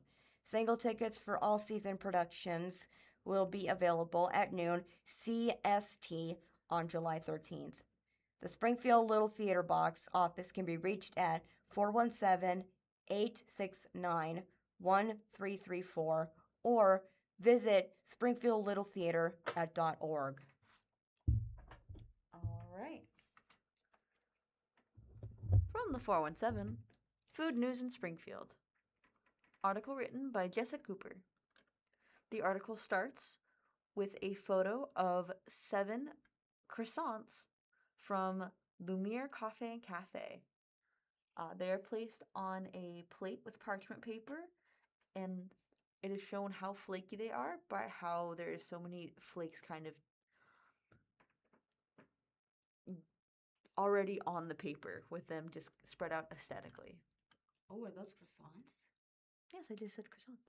Oh, yeah. Sorry. It's okay. Heads up, if you are a man reading this, consider this week's Table Talk your guide on how to plan the perfect summer day date for your girlfriend or wife who loves good food and gorgeous surroundings. This edition is full of everything that ladies love in life, me included. We're talking a perfectly Instagrammable Parisian cafe inside an antique shop, a new Sunday brunch service on C Street, and farmer's market in Roundtree.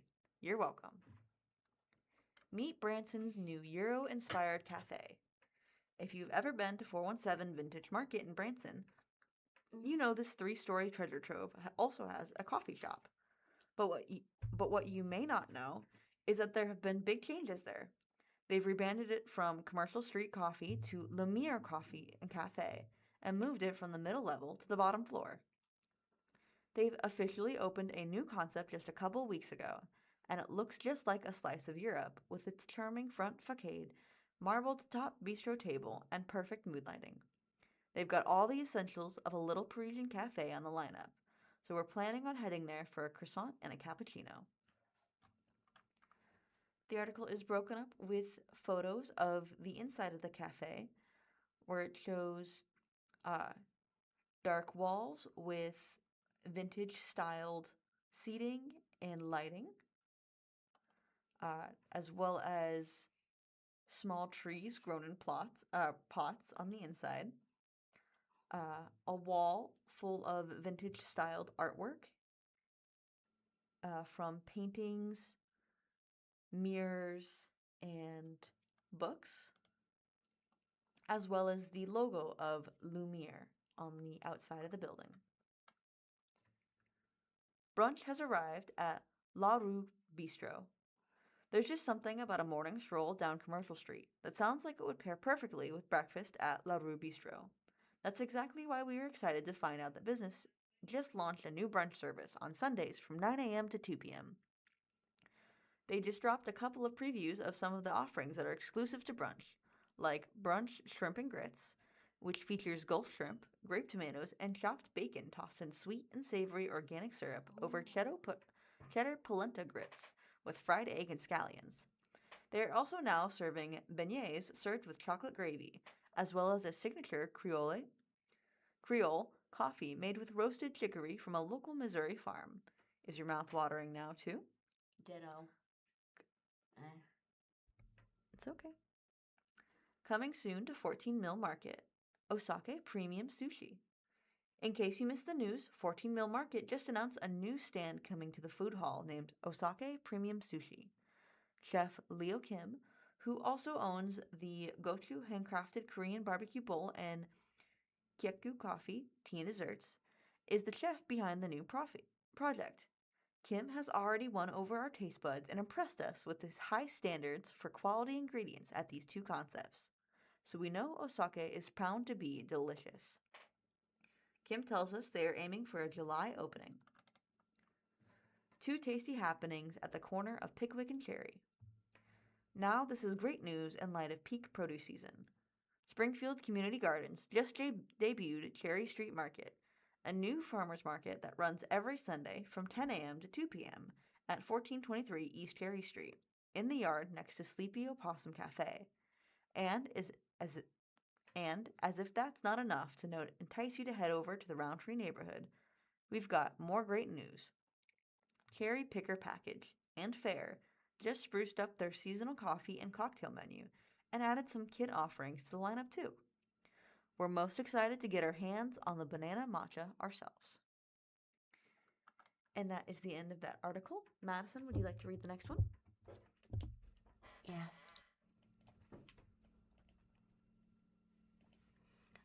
From 417 magazine, 417 magazine.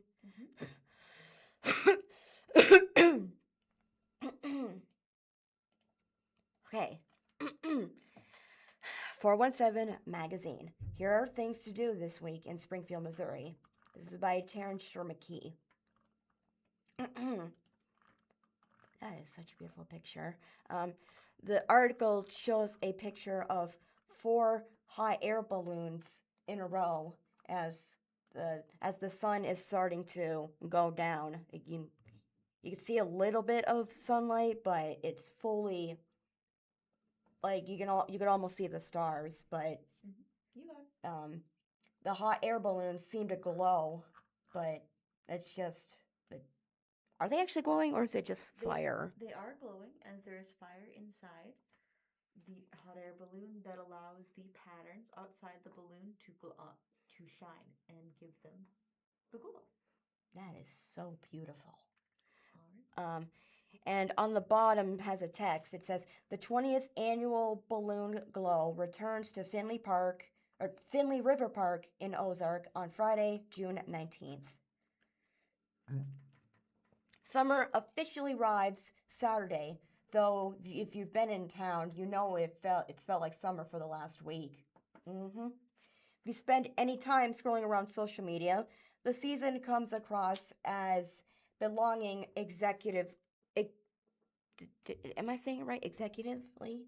Exclusively. Oh, exquisite. Exclusively. To kids. The summer camps, splash pads, and family movies in the park tend to dominate the conversation. But this week's date book is a solid reminder that being an adult in 417 land has its perks too, especially in the summer. Patio season is in full swing. Lake days are calling, and some of the Ozarks' most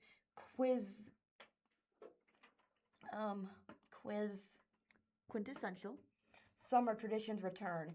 Tent theater is back. The hot air balloon glow lights up in the night sky, and rubber duck races bring smiles to Ozark.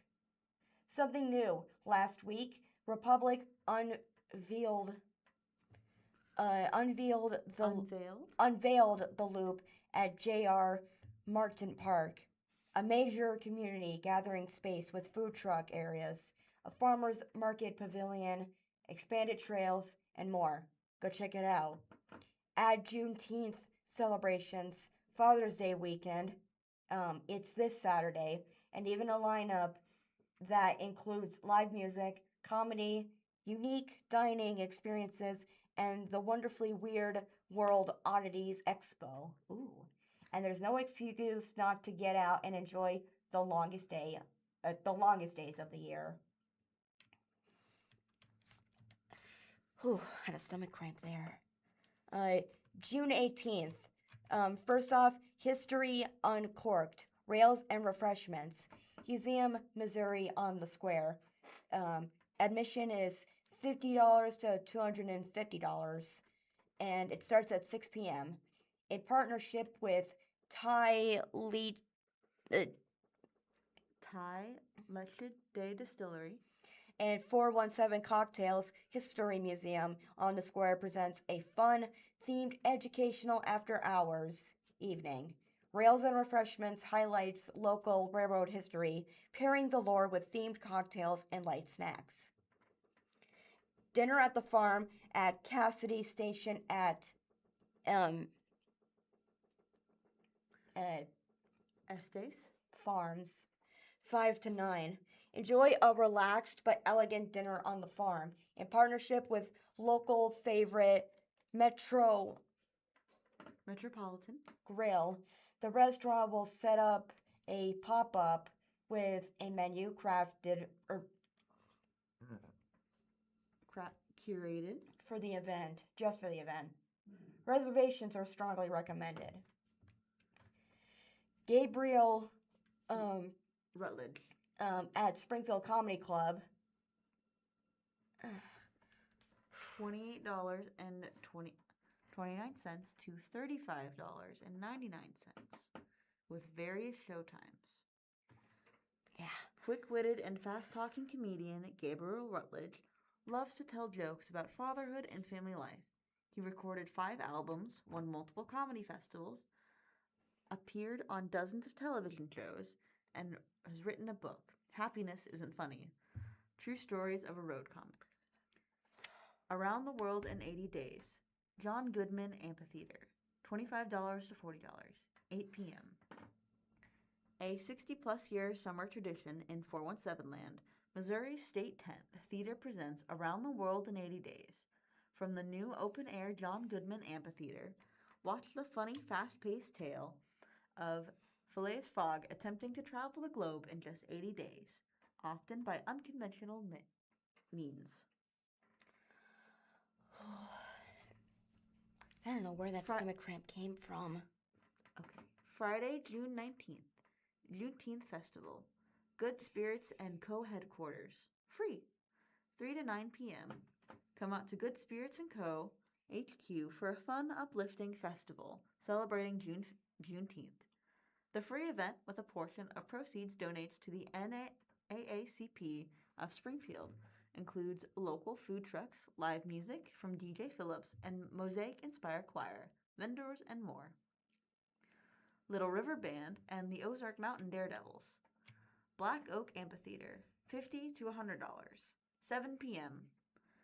Part of the Equipment Share, Summer to Remember concert series. Catch 2 incredible bands in one show at Black Oak Amp. VIP tickets perks include a free buffet dinner, express private entrance, and private bathrooms and a cash bar. Hot Air Balloon Glow and Serotonin Duck Race Festival. Finley River Park, Ozark. Free admission. Technically 2 separate events, but over the years they've become one beloved festival. Friday's Balloon Glow includes live music, food, and vendors, while the Duck Race Festival Saturday is a more traditional carnival with rides, a beer garden, games, fireworks, and of course, the rubber duck race. Free to enter, but rides, food, and games have individual costs. Saturday, June 20th. Beer, bourbon, and barbecue. Big Cedar Lodge. $25, ages 4 to 20. $75, ages 21 plus. 2 to 5 p.m. Kick off Father's Day weekend at Big Cedar Lodge with mouth-watering barbecue, live music from Clay Self, and over 100 types of beer. Oh, there it is. Beer and bourbon, plus their makers from all around the country. All access passes for guests 21 and up include unlimited food and beverage tastings. The Oregon Trail 5K Team Run, Sycamore Creek Ranch, $18 to $45, 8 a.m. to 12:30 p.m. Teams of 4 to 6 step back in time and test a variety of skills as they head west in this innovative race that combines strategy, overcoming obstacles, endurance, and beautiful but rugged terrain, just like the real Oregon Trail. Ooh. Conestoga wagons wait at the finish line with rations and refreshments. Drunken Stoned Comedy Tour, Springfield Comedy Club, 24 to 29:50, 3 p.m. Cuban-born South Florida-raised Lando Gonzalez and Austin-based Franco Harris Romero pair up for this day drinking comedy show. Their unique and vulnerable all-too-real comedy styles will have you doubled over with laughter. Saturday, June 20th to Sunday, June 21st. World Oddities Expo, Springfield Expo Center, 12 and under free, 11 a.m. to 7 p.m. Weird, peculiar, odd, machine, fascinating, even gross, you'll find it all at the World Oddities Expo. Browse dozens of vendors selling nearby and everything. See live performances and animal demos on the main stage and sit on a seminar. Several add-ons available, including a terrarium workshop, butterfly pinning, and the Deform exhibit featuring real specimens with rare medical anomalies. Sunday, June 21st. Go Skateboarding Day, Springfield Skate Park. Free, 3 to 9 p.m. Honor this internationally celebrated day the only proper way by skateboarding. Bring your board to Springfield Skate Park, right near Fast Night Park, and enjoy the free admissions for all skateboarders. All experience levels welcome, and there will be contests and prizes throughout the day.